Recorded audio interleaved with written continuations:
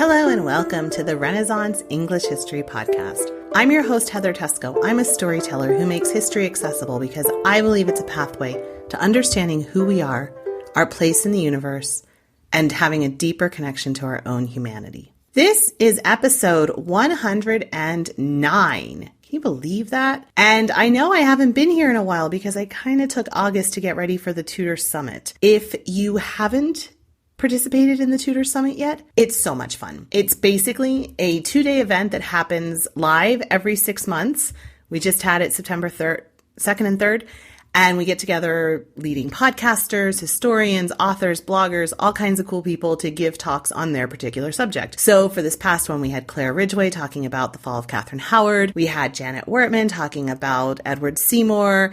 We had James Peacock, the founder of the Anne Boleyn Society, talking about Anne Boleyn. Historian Lauren Johnson talked about the year 1509, which was when Henry VIII came to power. So it's super cool. We have 10 people, and you can still get the talks. You won't be participating live, but you can still get the talks at tudorsummit.com. So that's how I spent August, was getting ready for that. And now I'm back with you. And this week, we're going to talk about something that I've always been really interested in, which was there a precedent for Henry VIII's divorce with Catherine of Aragon? Because, you often hear like Henry VIII invented divorce, or Henry VIII is the one who came up with this idea of leaving his wife and, taking a newer model and things like that. And he really wasn't. So I wanted to research some of the more famous divorces in English history and European history, where monarchs were divorcing and nobility were divorcing. So we're going to take a look at some of those. But before we do that, I want to tell you one thing, just one thing only. And that is TudorRadioNetwork.com, the Tudor Radio Network. You guys, I had a brainwave a couple of months ago. It was one of those hectic mornings where I was like trying to get Hannah ready for school. And I was putzing around with an app on my phone, trying to find something to listen to. Because, I have this vision of like listening to stuff while I'm getting her ready for school. And I was like, it was overwhelming, the choice. Sometimes all this on-demand streaming is just so overwhelming. And I just wanted to press a button and have something that I knew I would love, right? And so the idea came to me, why don't I make that?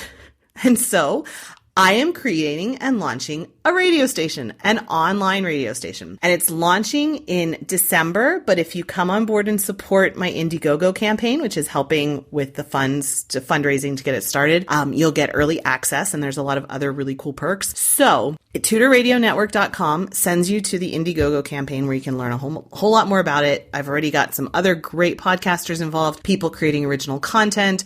It's going to be 24 hours a day, music and talk, original talk shows, as well as, podcasts from other podcasters in this world. So it's basically all Tudor all the time. And I would love it if you would check it out and check out the vision. So TudorRadioNetwork.com, that forwards to the Indiegogo campaign. And from there, there's other links that you can, learn more about this project. So I'm super, super excited. I hope you check it out. I hope that it is interesting to you. It's going to be available worldwide right now, just through TuneIn and through websites and stuff like that. But we're going to be developing an app too. So it's really exciting. That's the only thing, TudorRadioNetwork.com. All right. So this week, I am going to talk about the big A, annulment. Much is made of Henry VIII's annulment with his marriage of Catherine of Aragon. The annulment heard around the world, right? We have this narrative that it was this huge deal, that divorcing a wife for a king was unheard of, that the Pope wouldn't grant an annulment because it just wasn't done. This was the first time a king divorced a queen. But what if it's not? What if Henry was actually asking for something incredibly common? Would that change your opinion of him? What if the thing that made this a big deal wasn't actually that it was an unusual request? What if the thing that made this annulment, the annulment heard around the world, was that it was the way it was fought against? What if annulments were actually pretty common in European courts and Henry wasn't asking for anything that out of left field? Instead, what if what was actually different was the fact that the annulment wasn't granted? And of course, we understand why it wasn't granted, because the Pope was in the control of Catherine of Aragon's nephew, Charles V.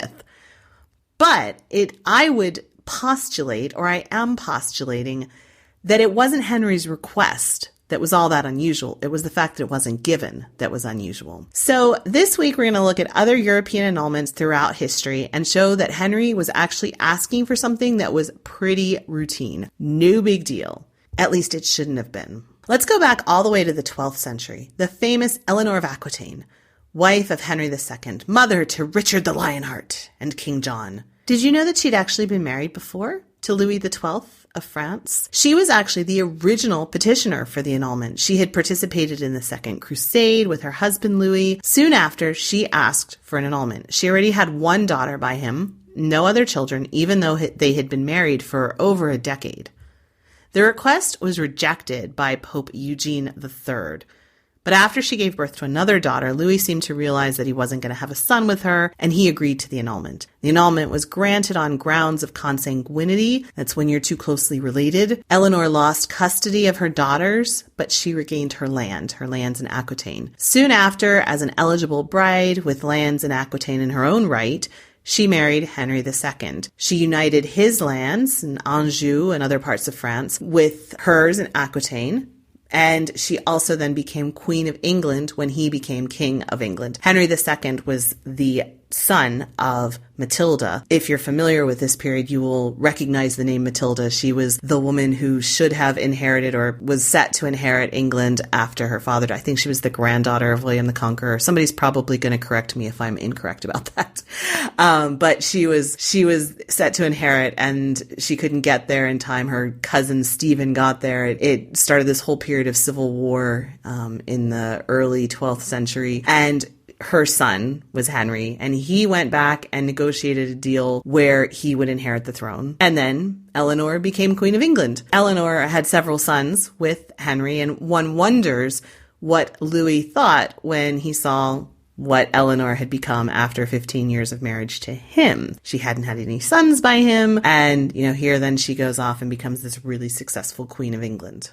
A few decades later, another divorce attempt shook Christendom. Ingeborg of Denmark, she was married to Philip II of France. She became queen in 1193. She had a large dowry, and she was considered very pretty and wise at the age of just about 19. The day after the wedding, though, Philip changed his mind, and he decided that he didn't actually want to be married to her. It's a kind of Anne of Cleves sort of situation, huh? He tried to send her back to Denmark, but she fled to an abbey to protest her treatment. Philip summoned an ecclesiastical court, very similar to what Henry VIII did. He presented a fake family tree showing that they were too closely related. The council agreed, the ecclesiastical court agreed, and the marriage was declared void. Ingeborg was not about to take this treatment sitting down, though.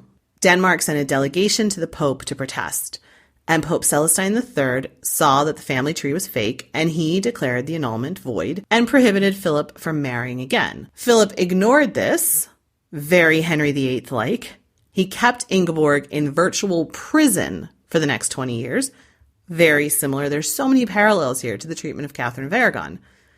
Pope Celestine defended the queen, but there really wasn't anything he could do. Philip asked Celestine for an annulment on the grounds of non-consummation per maleficium, impotence caused by sorcery. But similarly to Catherine of Aragon, Ingeborg insisted that the marriage actually had been consummated and that she was his wife and the rightful Queen of France.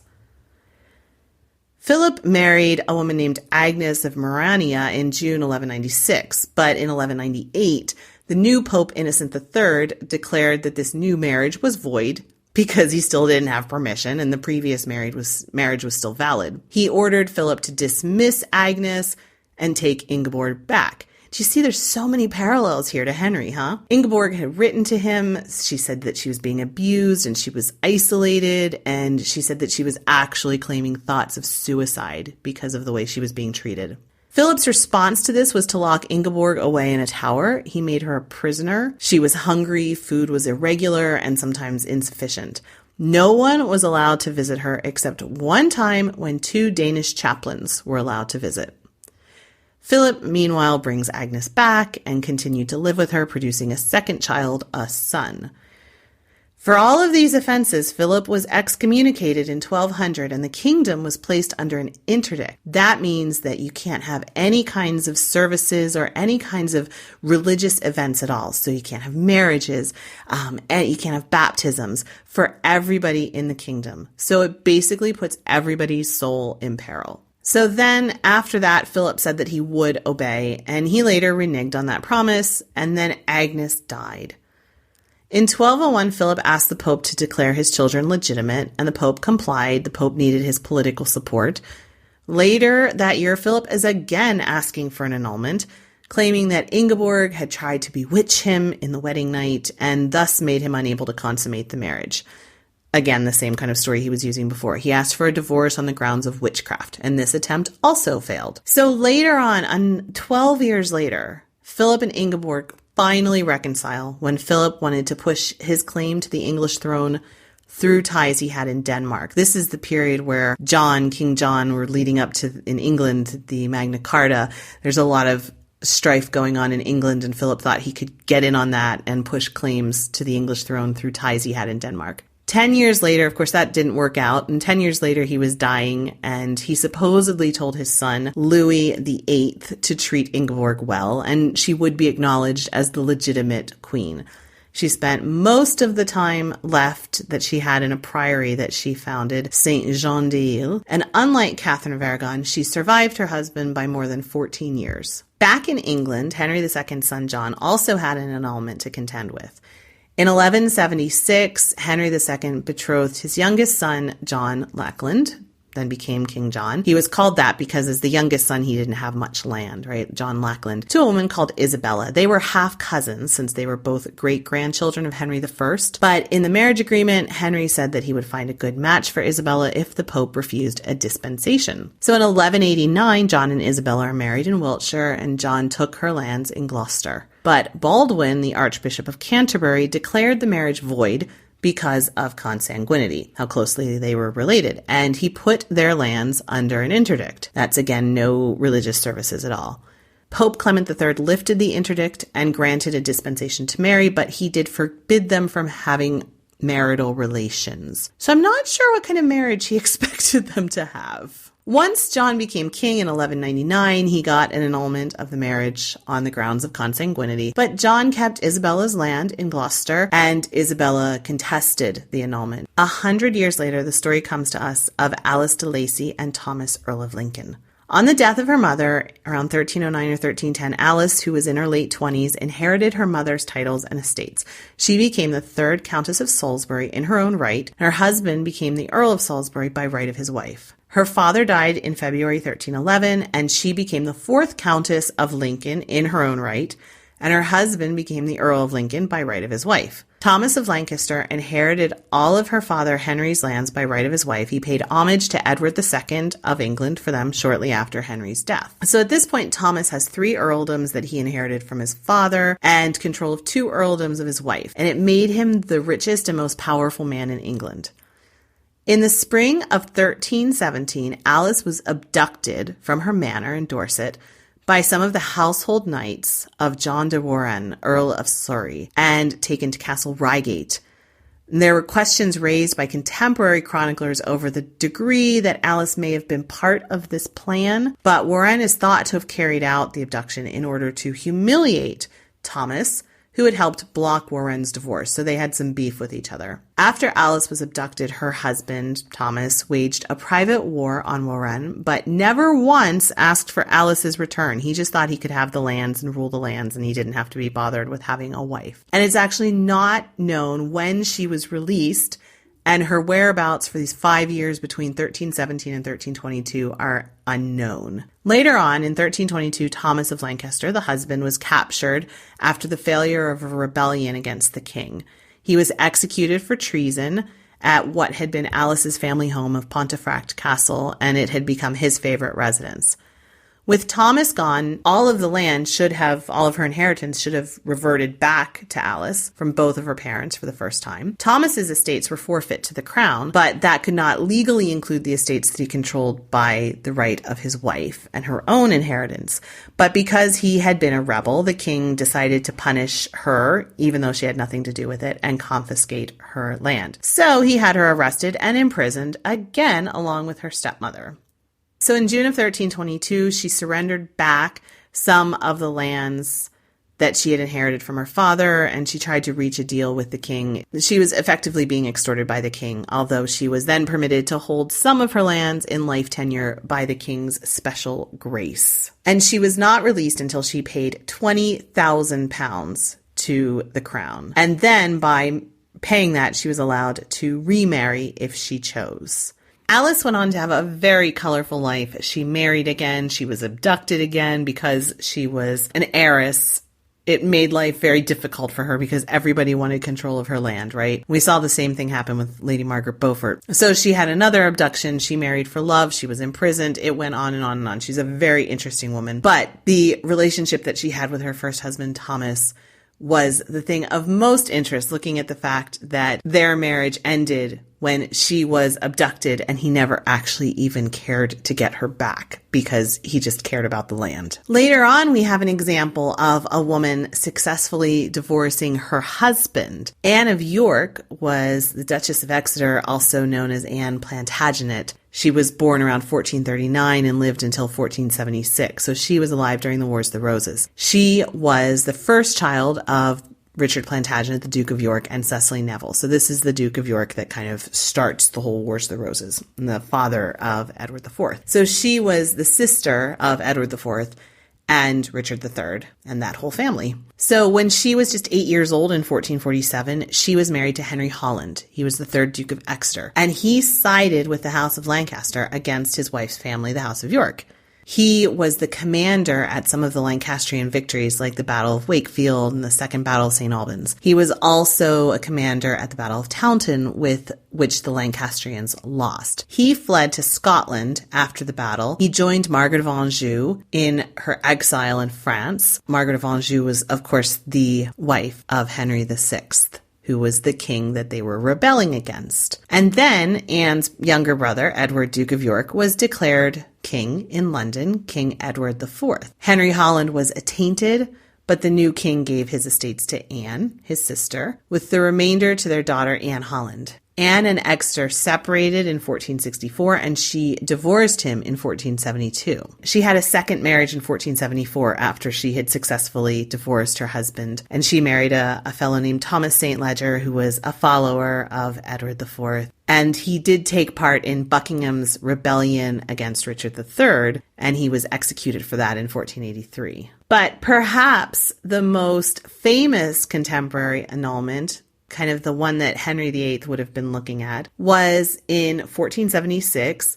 Louis XI forced Louis, his second cousin, to marry his daughter, Joan of France. The son of Louis XI, Charles VIII, succeeded to the throne of France in 1483.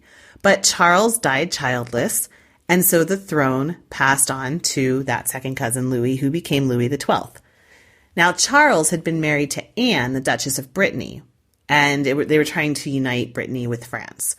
So then, to keep this union going, Louis XII had his marriage to Joan annulled in 1498 after he became the king, so that he could marry Charles VIII's widow, Anne of Brittany. So he had been married to her for 22 years, and then he divorces her so he could marry Charles's widow. The annulment was considered one of the seamiest lawsuits of the age. It was not simple. Louis did not argue the marriage to be void due to consanguinity. That was kind of the general thing that people went to. It was the, irrevocable differences of the time period, right? Consanguinity. He could produce witnesses to claim that the two were closely related due to various marriages. There was no documentary proof. He also could not argue that he had been below the legal age of consent to marry. That was another thing that people would go to, because this is such an interesting thing. Nobody was actually certain when he had been born. There were no birth certificates at that time, right? You didn't go to a public record office and get your birth certificate. So you would often rely on the midwives or the people who were there to say, oh, I was about 30 when that happened and now I'm 60. And so it was 30 years ago. And Louis claimed that he was 12 at the time, but others said he was between 11 and 13 and there was no real proof. So he had to bring forth other arguments. So he claimed that Joan was physically malformed. He provided a lot of information as to precisely exactly how, and that she therefore had been unable to consummate the marriage. This is really mean after 22 years of marriage, right? She fought this fiercely. She produced witnesses where Louis boasted of having mounted my wife 3 or 4 times during the night.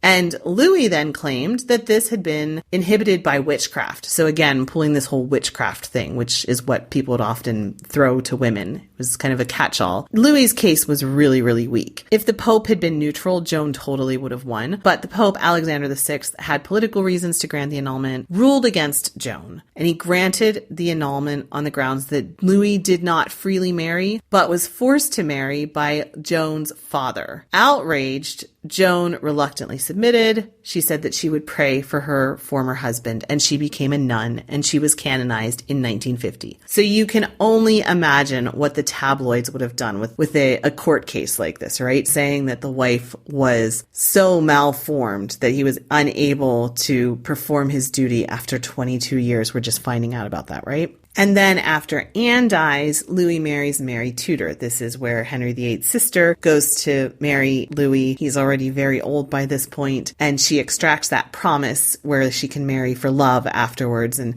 he only lived for about 6 months after that. So then Mary Tudor got to marry Charles Brandon. So those are the details of what would have been a pretty nasty divorce that Henry would have kind of seen happening. He was quite young when it happened, but he would have been hearing about it. And it was, a case of a king putting aside a wife after a really long time, 22 years, and, getting a new wife. Even Henry VIII's own sister, Margaret Tudor, experienced wanting to get a divorce and thinking that there would be a way out of her marriage when she married Archibald Douglas after the death of her husband, James IV. Civil war actually broke out in Scotland over that marriage because of the different factions and the jealousy of the nobles and the opposition, everything like that. She wound up losing the regency to John Stuart, the Duke of Albany.